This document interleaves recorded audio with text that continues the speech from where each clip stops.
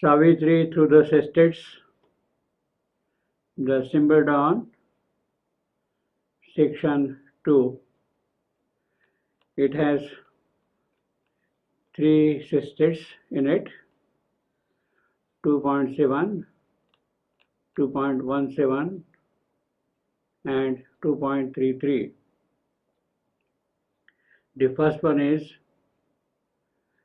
a narrow moment on time's deep abysm lies fragile littleness denied the power, the proud and conscious wideness and the bliss she had brought with her into the human form, the calm delight that weds one soul to all, the key to the flaming doors of ecstasy.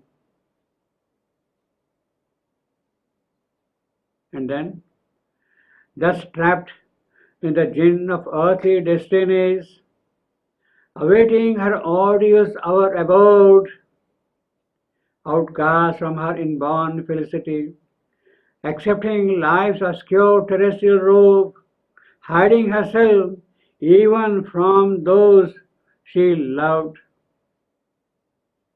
the Godhead greater by a human fate, awaiting her odious hour abode, the Godhead greater by a human fate. At the summons of her body's voiceless call, her strong, far-winging spirit travelled back to the yoke of ignorance and fate, back to the labor and stress of mortal days, lighting a pathway to strange symbol dreams across the ebbing of the seas of sleep, across the ebbing of the seas of sleep.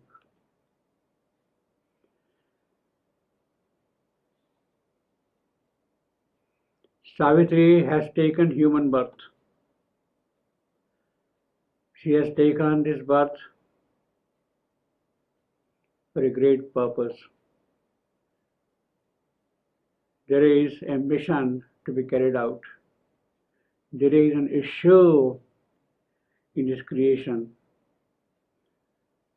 The issue can be tackled only by her coming here and taking the mortal birth, by taking the mortal birth. It is an issue that cannot be resolved by simply being up there in the transcendent. In order to take this task of hers on herself, this human birth which Savitri has taken, this mortal birth which she has accepted, she was actually compelled to do it. She was compelled to take mortal birth.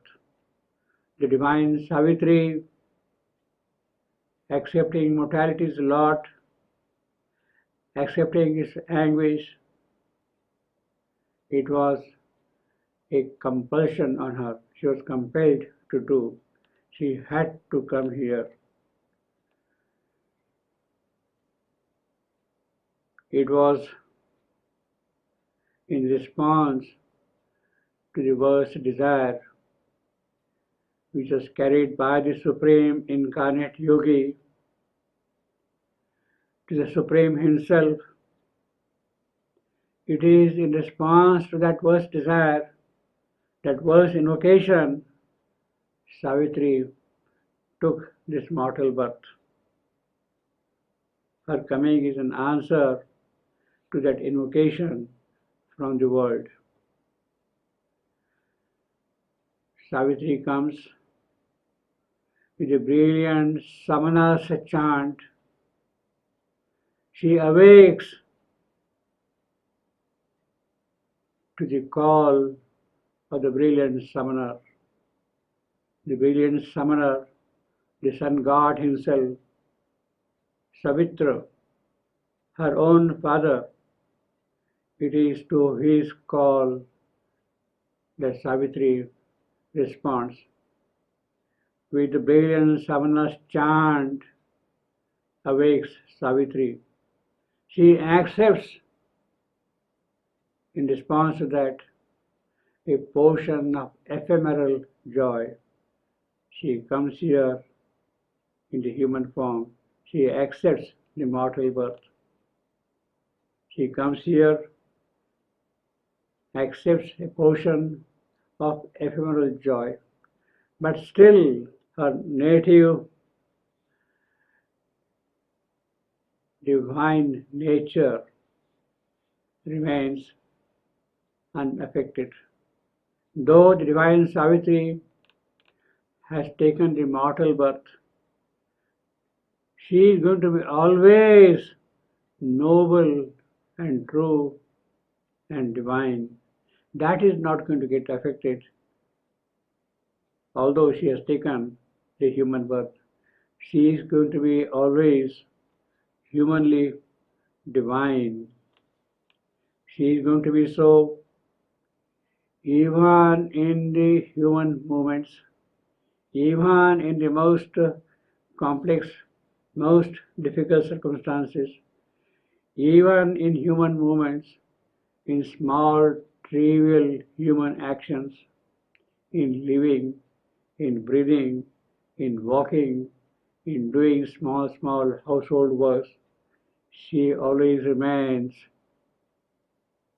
true and divine, true to her native character.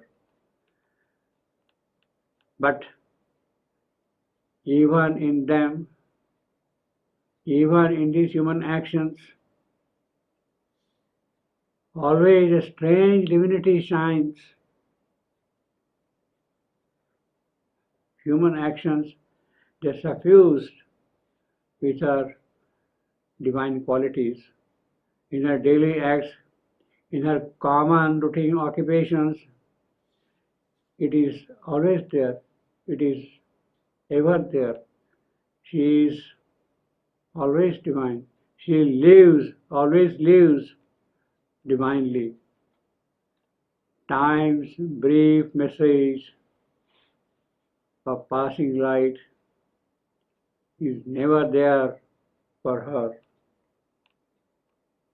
She carries with her the message of eternity, the mission of eternity, and therefore time's brief message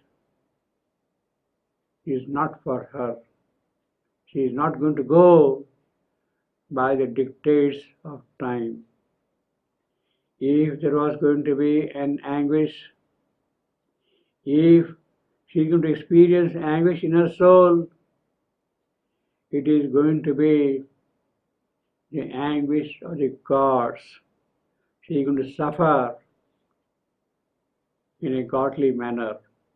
That anguish, that subterranean anguish, well, it is there, but it cannot be there for too long. It cannot be there forever. It has to go. There is anguish in this creation. It has to go. This anguish could be there.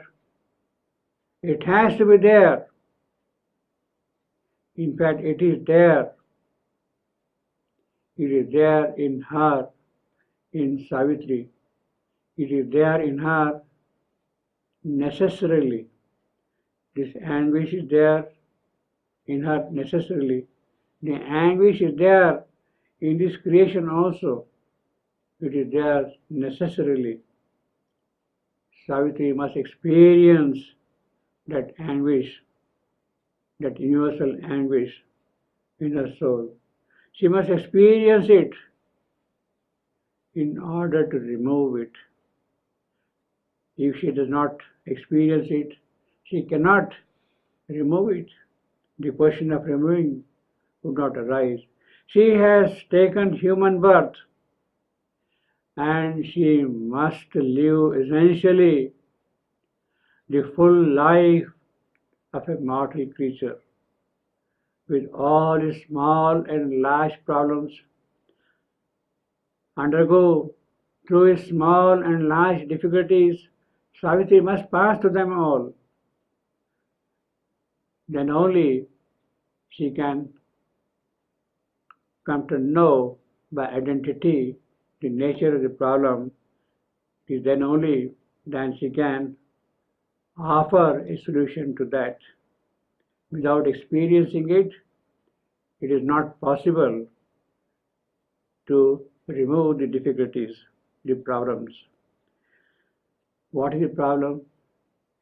The problem is the littleness that is there in man. He is finite, he is limited, his measure is small and trivial and petty. And it is that which causes the anguish. It is smallness of man that causes the anguish. That littleness, that smallness has to go. It has to go by the death of that littleness itself. That littleness must die. The littleness present in man, it is that which must disappear. The things that are in possession of death, yes, they're always with him, but they need not be his. All the divine qualities in this creation, nobility, happiness, joy, beauty, love, all those beautiful qualities which are there, the divine qualities which are there in this creation, in this mortal creation, they are at present in possession of death. Death is having his sway over them. The things that are in possession of death, they are with him, but they need not be so. These had to be free of him. These had to be deathless. These had to be deathless by the death of that which fastened them to death. Deathless by conquering death itself. Deathless by conquering death itself. That is the task of divine Savitri, or the omniscient goddess. Savitri, the divine Savitri, the omniscient goddess. It is that task she has to attain, to take away what is divine from death. But she cannot do it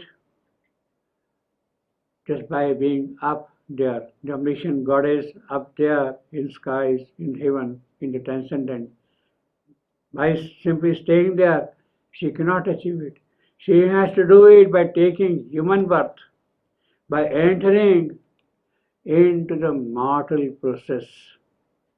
Unless the divine goddess enters into the mortal process, this cannot be achieved here, accomplished here. She has to do it by taking human birth, by entering into the mortal process. She, the divine Savitri, the omniscient goddess, she decides to take human birth. She decides to take mortal birth. She decides, and she does it.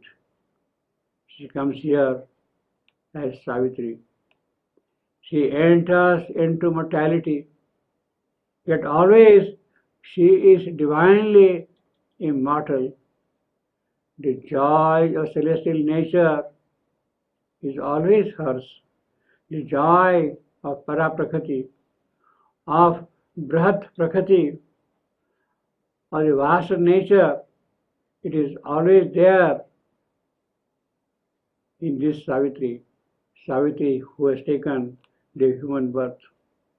But to hold the celestial joy, to hold it here in the human birth,